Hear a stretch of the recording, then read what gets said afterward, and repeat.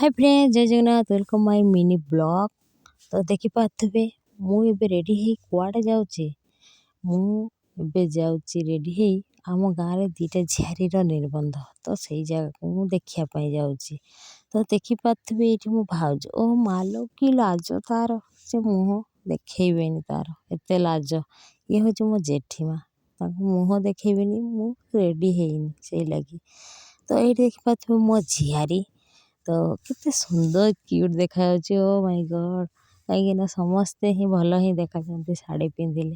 तो ता हस को मानिया को पड़ियो, बहुत सुंदर लगुच। मो झियारी से तो मुझे किसी वीडियो करनेली कहीं बहुत दुख लगे जे सी शाशुघर पलैब मत बहुत दुख लगे। तो सी आ कम दिन रे सी शाशुघर पलैब तो हेले भी बहुत खुशी लगुच जे ता हसर कारण जापारे केते से खुशी अच्छी।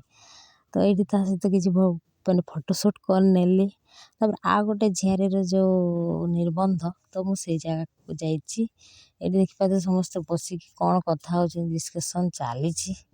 आपर ये देखो आ गोटे झियारी भी फोटोशूट चली सी तार पद दबार पूरा व्यस्त देखि भी पारुथिबे।